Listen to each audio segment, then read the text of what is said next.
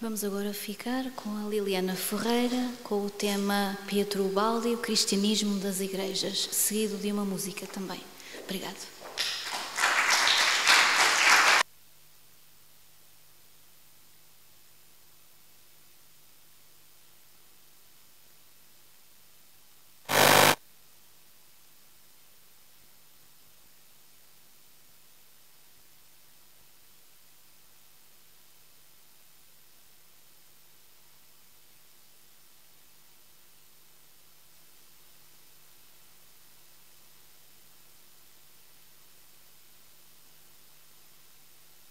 Quatro pessoas, portanto.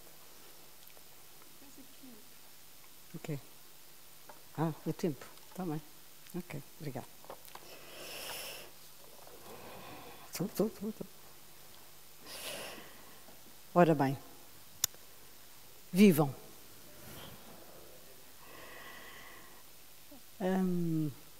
Eu vou começar por ler um texto que todos conhecerão. E é um texto muito especial e até me vai fazer muito bem lê-lo. Ainda que eu fale as línguas dos homens e dos anjos, se não tiver amor, sou como bronze que ressoa ou como símbolo que tine.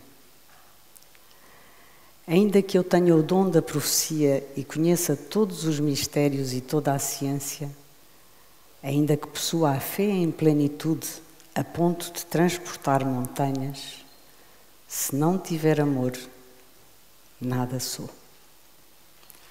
Ainda que distribua todos os meus bens em esmolas e entregue o meu corpo a fim de ser imolado, se não tiver amor, de nada me aproveita.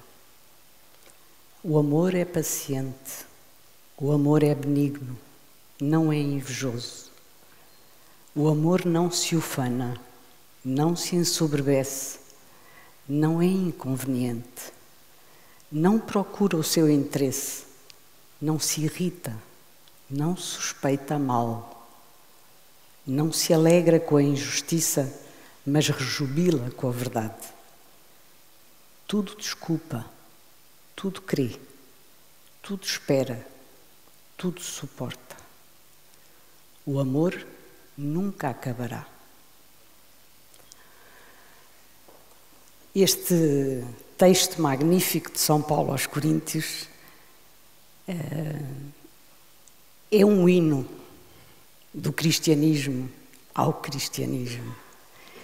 É a mensagem mais própria, mais única, mais sublime que a mensagem cristã nos traz.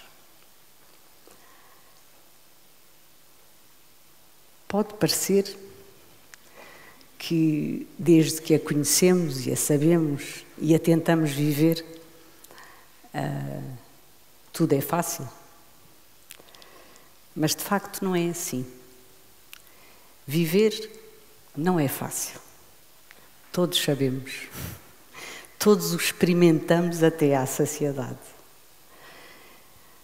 Há muitos desafios, há muitas dificuldades, muitos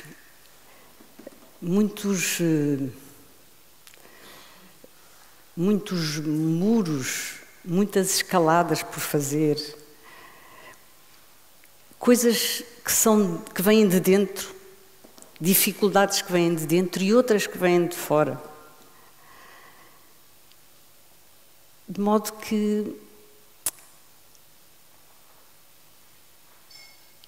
é natural, é normal nós querermos ir mais fundo para tentarmos perceber esta existência que temos. A dor, o sofrimento. Como é que nós damos conta disto?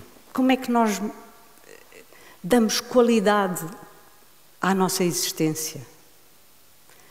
É, tantas vezes, um viver dramático também, nesta dificuldade. E o Baldi também viveu, e cedo, esta dificuldade de entender, de compreender porquê tanta dificuldade, tanta dor na vida, no viver. E fui buscar um texto dele, das grandes mensagens. Eu tinha aproximadamente 26 anos e vivia em dúvida completa, pois, já golpeado profundamente pela dor, não conseguia atinar com as suas causas. Eu a atribuía aos erros cometidos por mim ou por outros, mas isso não contribuía para eliminá-la. Investigava a filosofia, os vários sistemas filosóficos, porém, da mesma forma, não conseguia alívio algum. Estudava o espírito das religiões e, todavia, também isso não proporcionava consolação. Eu não sei se isto também vos aconteceu ou acontece, não é? Mas há um tempo na vida, que para mim também já aconteceu há muitos anos, em que esta dúvida, esta dor, esta noção de incompletude, de vazio quase, é arrasador. É preciso mais, é preciso entender, é preciso encontrar.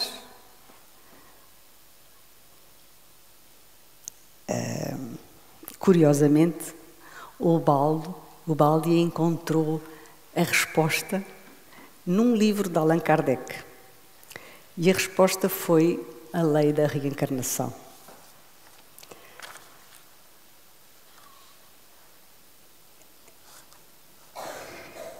Ele diz: foi a primeira semente que deu origem ao meu adiantamento espiritual.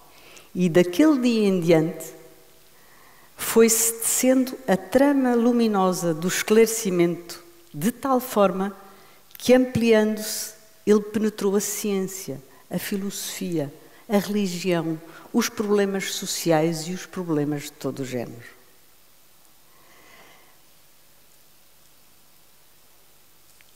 Reparem,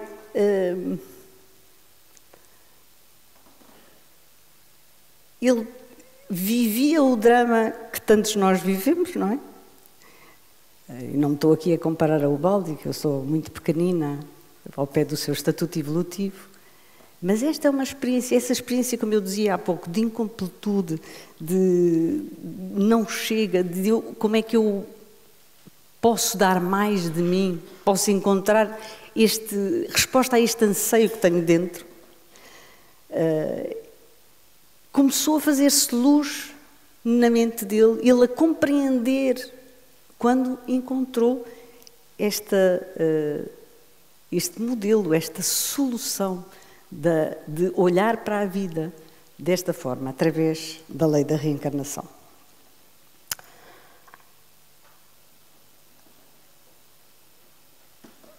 Pietro Baldi, um homem muito cristão, como sabemos, era também católico. A Igreja Católica não deixa dúvidas relativamente à reencarnação. Eu, relativamente a este aspecto, fui mesmo buscar alguns certos do Catecismo da Igreja Católica, porque dão bem para percebermos o que se passa depois a seguir. Eu não vou ver com muita profundidade, mas são pontos que, de facto, queria aqui tocar convosco. E aquilo que eu trouxe para aqui do Catecismo está tudo baseado no Concílio Vaticano II ou em concílios anteriores, ou em encíclicas papais, portanto, a morte é o fim da peregrinação terrena do homem, do tempo de graça e misericórdias que Deus lhe oferece para realizar a sua vida terrena segundo o plano divino e para decidir o seu destino último. Quando acabar a nossa vida sobre a terra, que é só uma, não voltaremos a outras vidas terrenas. Os homens morrem uma só vez. Não existe reencarnação depois da morte. E, mais à frente, ao morrer, cada homem recebe na sua alma imortal a retribuição eterna, num juízo particular que põe a sua vida em referência a Cristo, quer através de uma purificação, deve ser o purgatório, quer para entrar imediatamente na felicidade do céu, quer para se condenar imediatamente para sempre.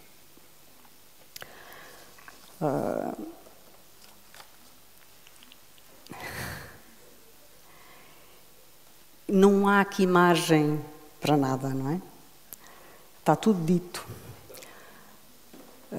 O Ubaldi, desde que encontra esta ideia da reencarnação, ele fascina-o, de facto, e ele reflete e investiga profundamente.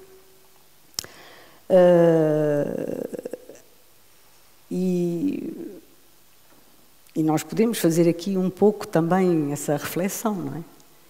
Como é que é possível que numa só vida, e apesar da desigualdade de circunstâncias e de condições em que cada um de nós nasce, nos anos limitados de uma única vida, se decida entre o céu e o inferno eternos?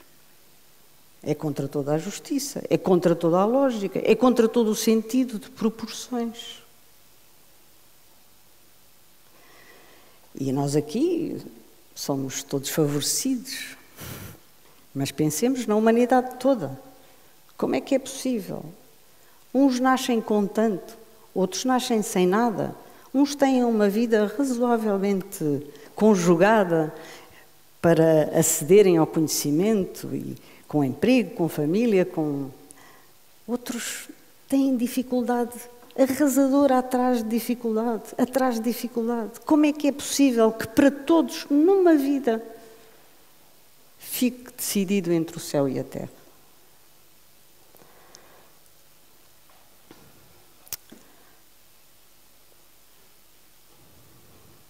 O Ubaldi ataca o assunto de frente, não é?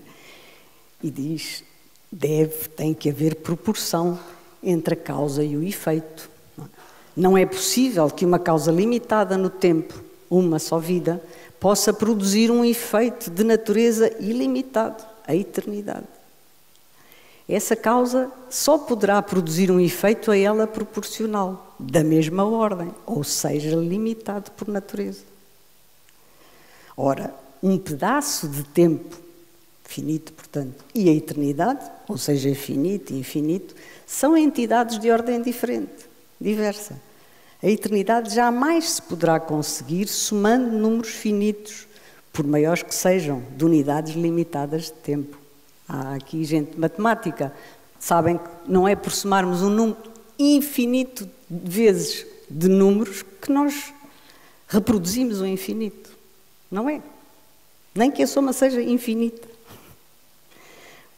E, portanto, ele pensa e pensa com a lógica, com os princípios, com a ciência. Ele, de facto, investiga profundamente isto e até promete escrever um livro, que acaba por ser este, Problemas Atuais, se não estou em erro, em que ele diz, eu vou expor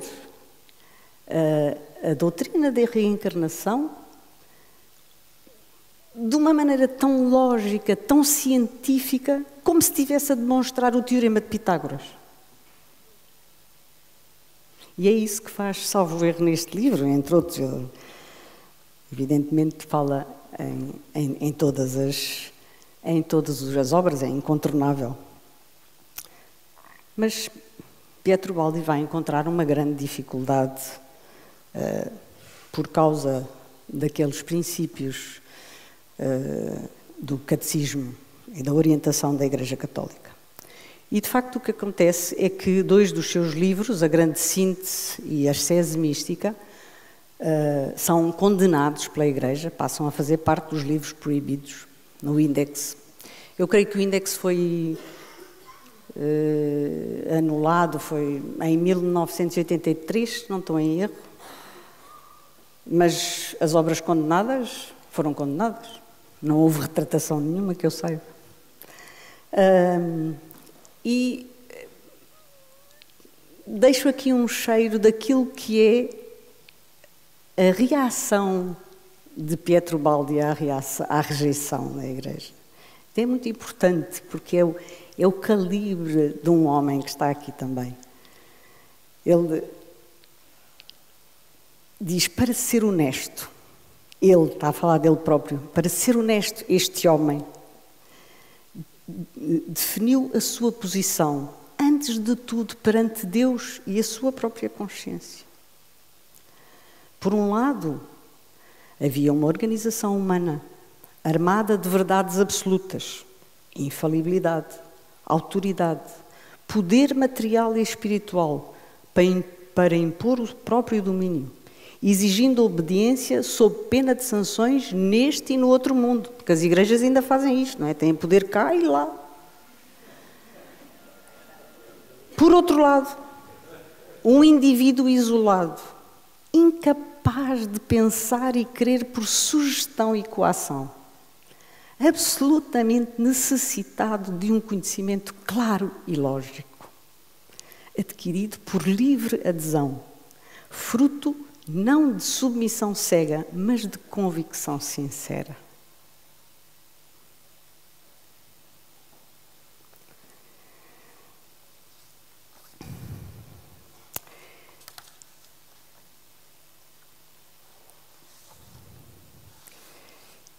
Eu não resisto aqui, embora não tenha ligação direta com o tema, porque diz esta atitude de Pietro Baldi, esta honestidade que ele tem, acima de tudo com ele próprio,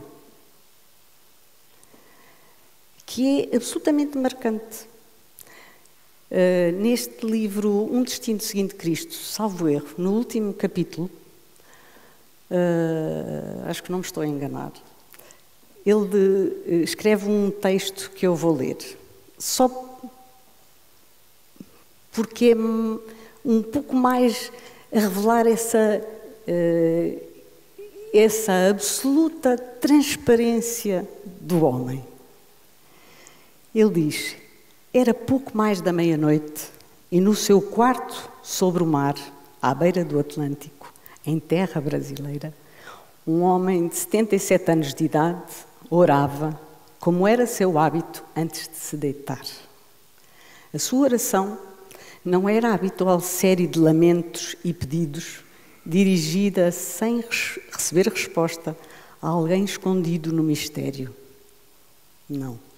A sua oração era um intercâmbio de sentimentos e pensamentos, um colóquio. Alguém respondia do outro lado, onde estava presente outro pensamento, paralelo e sintonizado. O que era este outro ser, este outro centro vivo e pensante? O que era este outro centro vivo e pensante? E ele agora vai dizer uma série de coisas. E não fica nada por dizer. Era o subconsciente? Era o superconsciente do sujeito, dele próprio? Era uma distinta entidade espiritual, pessoalmente individualizável? Era uma corrente de pensamento? Era um desdobramento patológico da personalidade? Era pura criação do desejo e da fé? Seria uma simples ilusão? Ele diz tudo. Em nenhum outro campo é tão necessário manter o espírito crítico e positivo como neste dos misteriosos fenómenos parapsicológicos, no qual é fácil perder-se em fantasias, como aliás sucede frequentemente. Vamos condená-lo porquê? E portanto este é o homem absolutamente sincero e honesto, perante, acima de tudo e antes de mais, perante ele próprio. e a sua consciência. E relativamente à Igreja, eu ia dizer isso há pouco, mas o slide troquei, essa atitude dele relativamente à rejeição da Igreja. Ele sabe bem, para que o ideal de Cristo sobrevivesse na Terra, foi preciso confiá-lo nas mãos da Igreja. Ele sabe que a Igreja é muito importante. A Igreja, as igrejas. Mas aqui estamos a falar da Igreja Católica especificamente. Não compreendeu a nossa exposição, porque ele tem tudo escrito nos livros, o que ele escreveu, o que foi escrito nos jornais, o que a Igreja respondeu, o que está publicado no índex, está tudo relatado nos seus livros, ou alguns dos livros. Não compreendeu a nossa exposição, quem nela viu agressividade contra a Igreja. Não estamos no terreno dos partidos que se combatem uns aos outros para se vencerem. Aqui não existe luta, porque não há inimizade. Não há inimizade. Enquanto o mundo procura reação e polémica, o autor busca em toda a parte compreensão e união. Este é Pietro Baldi.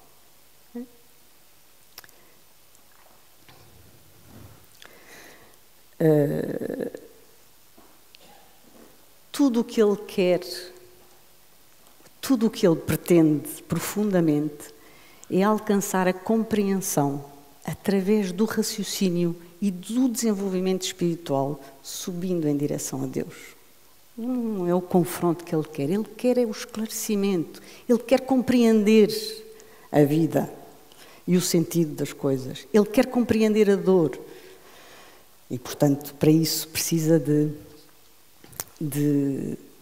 da lei da reencarnação. Precisa de ter liberdade de pensar e seguir em consciência e com essa radical honestidade o seu caminho.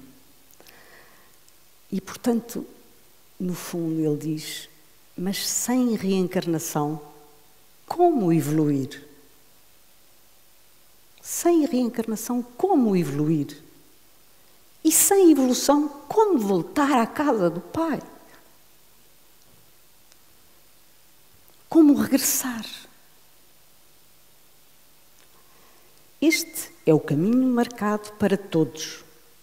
Nascer, viver, morrer, renascer, viver, morrer, outra vez levados por um lado ou outro do dualismo da existência, experimentando, evoluindo, reconstituindo-se a si mesmos, até aprender toda a lição da lei e reintegrar-se em espírito no seio de Deus. E acrescenta a isto,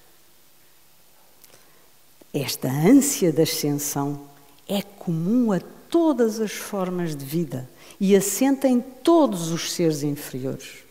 Não fica nada de fora.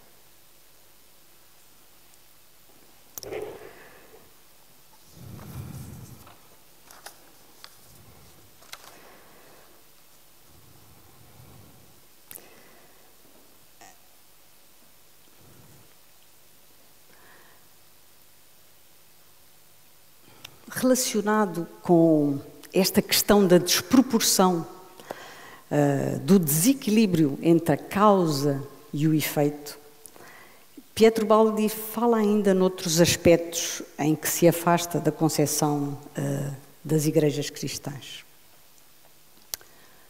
Eu vou mencionar umas quantas coisas. Ele desaprova um certo tipo de confissão, perdão dos pecados e penitência, portanto estou a referir-me ao sacramento da confissão,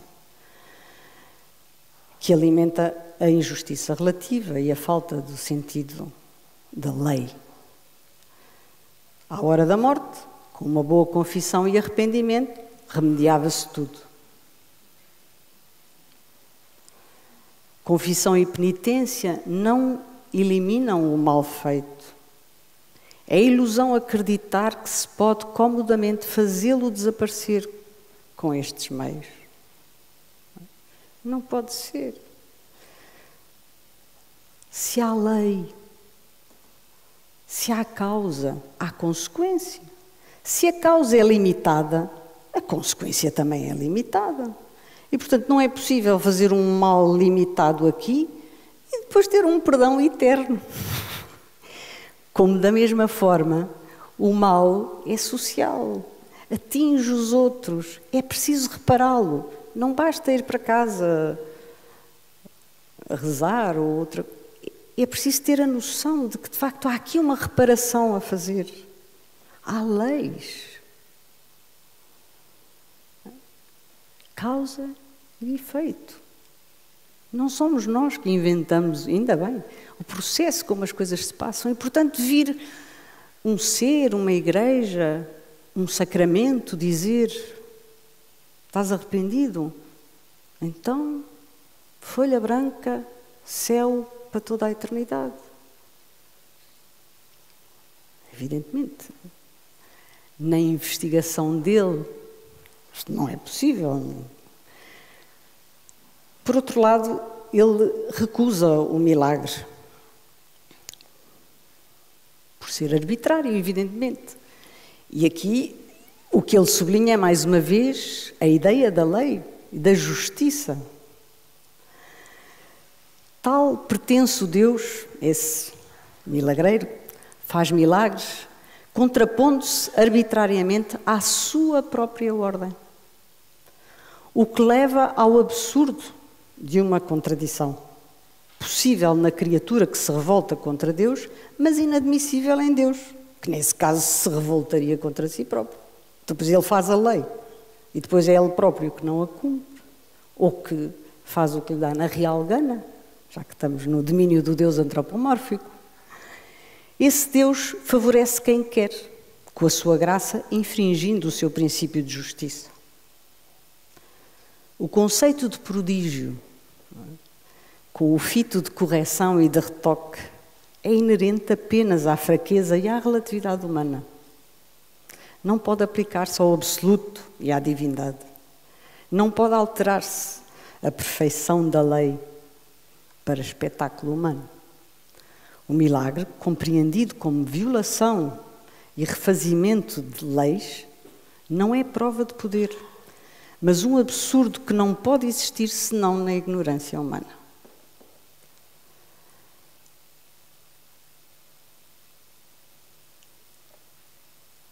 Esta questão do milagre é terrível, sabem? Eu acho que isto é um vício mental que nós possuímos. Nós gostamos do milagre, nós gostamos do extraordinário, nós gostamos daquilo que não sabemos explicar. Há uma atração nestas coisas. E nós crescemos a pensar de uma forma completamente deformada. Eu dou aulas e já me aconteceu 2 ou 3 vezes, mas lembro-me de uma especificamente, em que eu já não me lembro exatamente do contexto, mas às tantas eu disse: não há cá milagres. Aliás, eu não acredito em milagres. Devo ter dito com ar sério.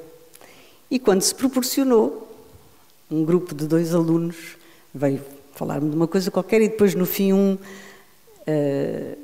disse-me, assim com ar um bocadinho entre o encavacado e o atrevido: a professora não acredita em Deus, pois não?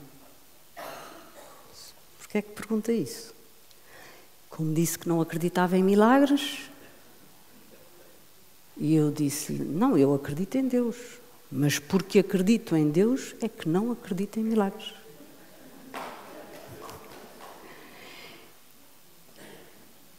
Aquelas cabecitas ficaram a deitar fumo. E a perplexidade deles deixou-me um bocadinho arrasada. Claro, aquilo não era uma conversa para se ter... Mas isto é... Cuidado com isto. Isto não é um problema das igrejas cristãs só.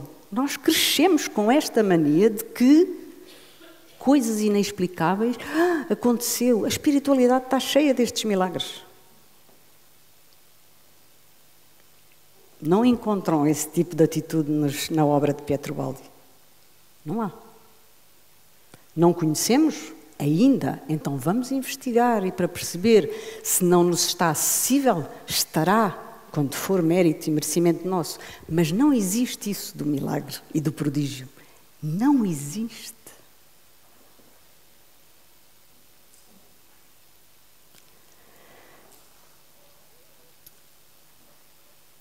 Pietro Baldi também, nesta linha, recusava a fé cega, cómoda, até cobarde, tantas vezes. E eu, para ilustrar isso, fui buscar antes um texto do último livro do José Manuel Anacleto, só aqui um bocadinho. Como o Baldi observa muitas vezes nos seus escritos a inúmeras pessoas convencionalmente religiosas, as questões espirituais mais importantes podem nunca lhes ocorrer. Vivem à margem das interrogações profundas, de raiz, vendo nas religiões e espiritualidades somente um amparo, tantas vezes uma mera obrigação formal para obter favores ou evitar castigos. Pelo simples não, que haja algo superior, realmente exista.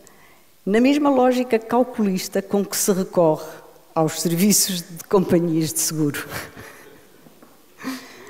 O livro vale a pena ler. As grandes questões passam-lhes totalmente despercebidas, ou apenas as olham de soslaio, tão logo desviando a atenção com enfado ou pavor.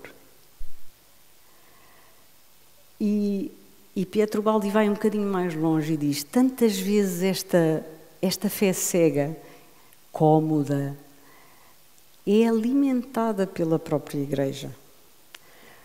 Porque foram séculos de conservadorismo, de autoritarismo, de não evolução. A Igreja,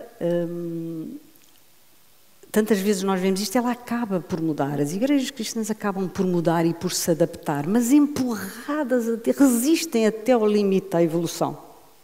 Resistem até ao limite. Pietro Baldi escreve: a grande maioria, está a falar de nós, habituou-se voluntariamente a obedecer e assim a não pensar, o que no fundo correspondia à sua comodidade. Aprendeu, portanto, educada pela Igreja, a não fazer mais perguntas e a limitar-se a observar preceitos e práticas exteriores que exigiam pouco esforço, mas que bastavam para salvar-se, objetivo final atingido a baixo preço.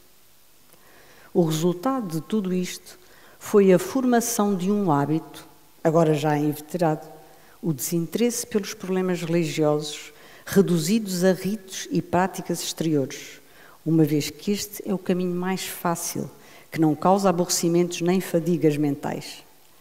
Conseguiu-se, assim, esquecer Deus, religião, espiritualidade, num estado de feliz e inerte aquiescência.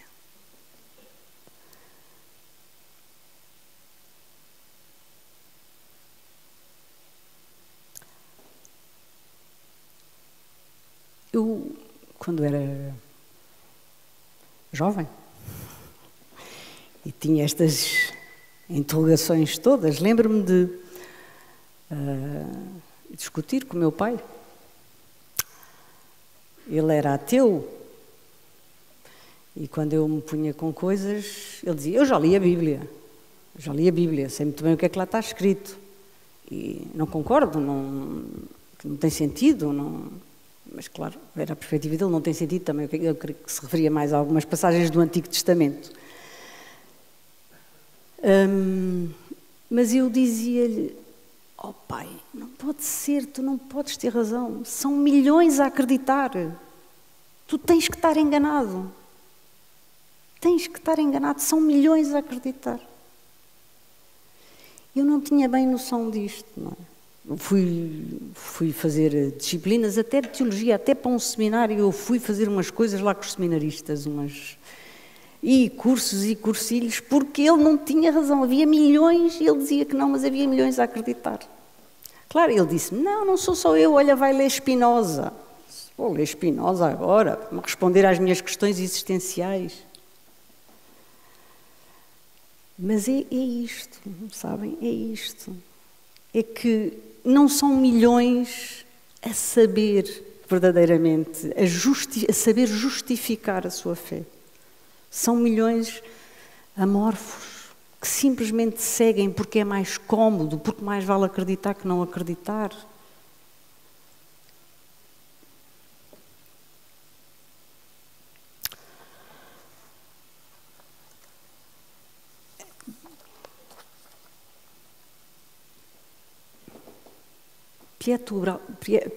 Pietro Baldi apresenta uma ciência espiritual, uma espiritualidade que a razão pode compreender e aceitar. Ele quebra a clivagem entre o que se aceita como fé e aquilo que é a razão, o conhecimento e a ciência. Isto é tão importante. Quando meu pai me mandou ler Spinoza, eu decidi ir para a física. Filósofos. Faltava gosto. Vão-me atirar para o poço. Fui lá ter mais ou menos por outra via, não é? Mas e demorei muitos anos.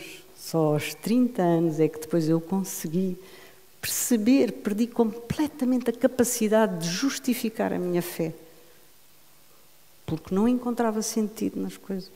Até encontrar um caminho que me começou a puxar do poço. E eu não era como o meu pai. O meu pai dizia, eu não creio, mas eu nasci crente.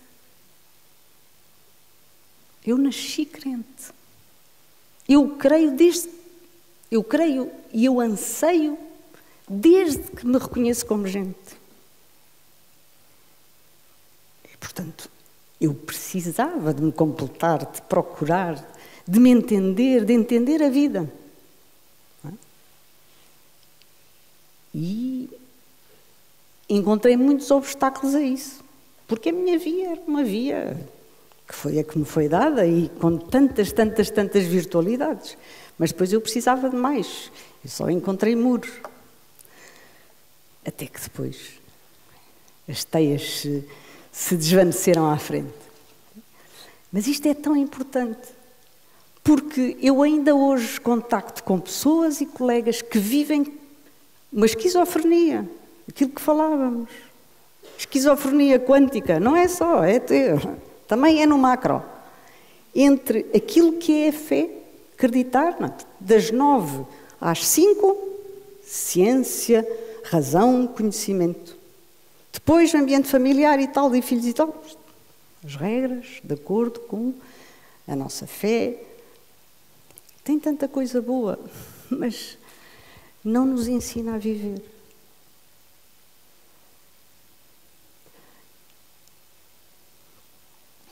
Diz Pietro Baldi, no futuro, Deus será concebido não como hoje, antropomorficamente, mas cientificamente, como um organismo conceptual de princípios e de leis sempre em ação.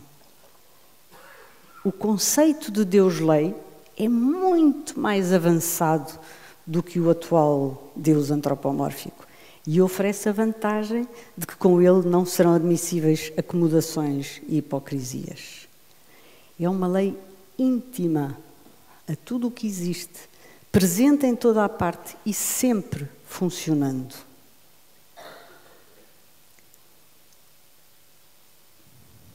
Essa lei é universal, mesmo se cada religião viu nela aspectos e aproximações diversas.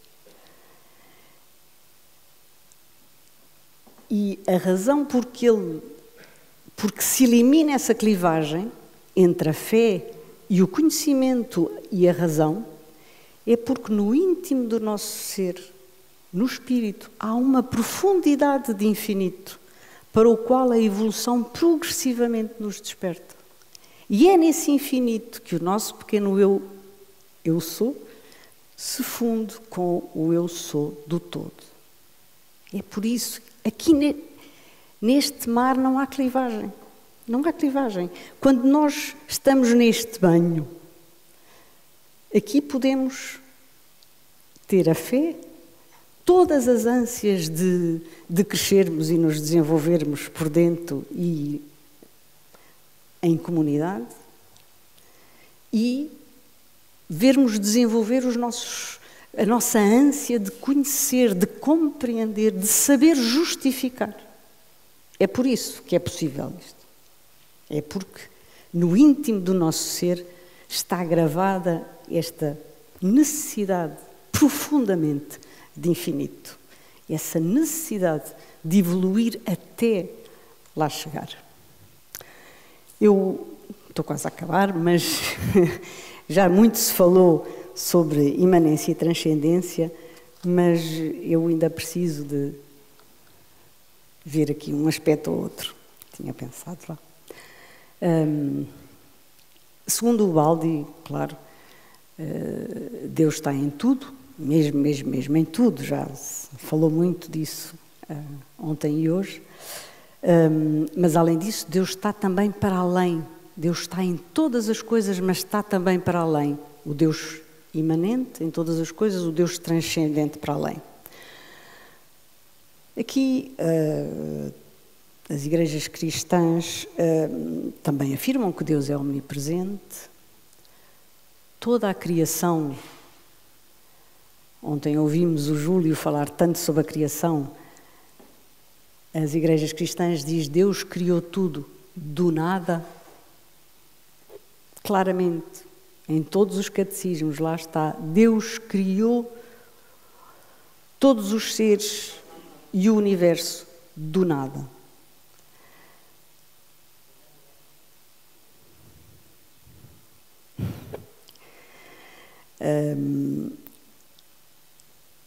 E, portanto, tudo sendo criado por Ele, tudo é criatura de Deus.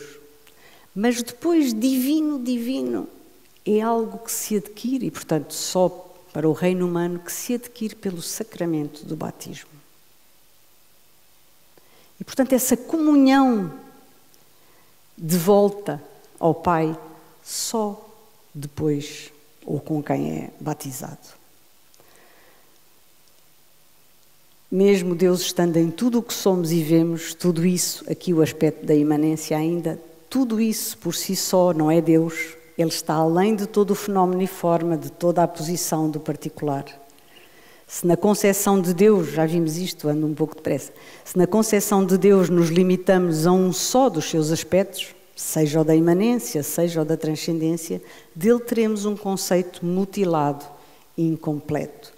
Devemos, por certo, venerar Deus transcendente, o absoluto, para nós inconcebível, que exorbita de todos os possíveis limites do nosso universo. O Deus, na sua verdadeira essência, distante, o incognoscível, o inacessível. Mas devemos também sentir com amor o Deus imanente, que se deu ao ser, fundindo-se no relativo. O Deus vizinho, compreensível, que se encerrou no limite da criatura. O Deus que sabe humanizar, tão bonito, que sabe humanizar a vertigem do seu infinito para o tornar acessível a quem não tem a potência de alcançá-lo. Esta imanência, ou presença de Deus, é o que se chama vida. Mas em senso latíssimo, vida que anima igualmente a orientação das moléculas nos cristais, o funcionamento atómico da matéria. Tudo é vida. Deus está presente em cada coisa e em nós. A palavra vida não exprime um conceito genérico e abstrato, mas uma realidade que vive, goza e sofre através de nós. Toda a nossa vibração nos transcende e pertence a alguma coisa maior do que nós, com a qual estamos em contínua comunicação e que é um organismo imenso e perfeito e complexo e sábio. Tirai de tudo o que existe essa vida, que representa a imanência de Deus, e o universo recairá no nada. Isto é, num estado de não ser relativamente ao atual. Deus não criou, pois, como o faz o homem, mas de uma forma muito mais profunda, isto é, não lavrou a sua obra de fora para depois destacar-se dela, mas de dentro, para nela permanecer indestacavelmente. Então, podemos perguntar, qual é a causa de tão imensa obra? O universo é uma projeção de Deus para o polo oposto a Ele, do imóvel para o móvel, do absoluto para o relativo, do perfeito para o imperfeito. E aqui, isto é Pietro Baldi a falar, eu esqueci-me de pôr aqui a referência. E aqui surge a grande pergunta, porquê essa projeção? É Pietro Baldi que pergunta, eis o nó da questão. Deus era perfeito em si, causa sem causas, e eis que se lança na concatenação sem trégua da causa e efeito, no laborioso trabalho de um tornar-se evolutivo, lança-se na imperfeição de criar fora de si uma perfeição semelhante a Ele. Porquê isso? Qual a causa de tão imensa obra? E termino com a resposta dele, que só podia ser uma, não é? Ele que é um homem profundamente, vivencialmente identificado com Cristo, só podia ter uma resposta. É a mesma com que começamos, o amor. Obrigada.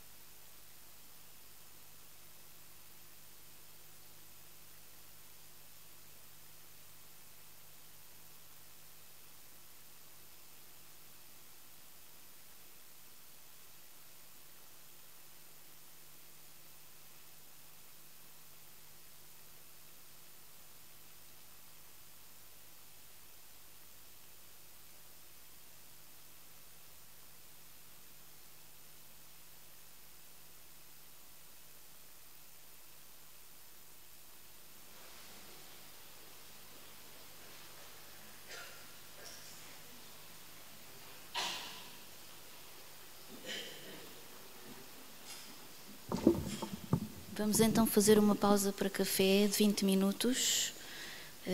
Peço para não se atrasarem, porque depois no final do congresso haverá o espetáculo do Pachupati e então para cumprirmos o horário, não atrasar muito agora no café.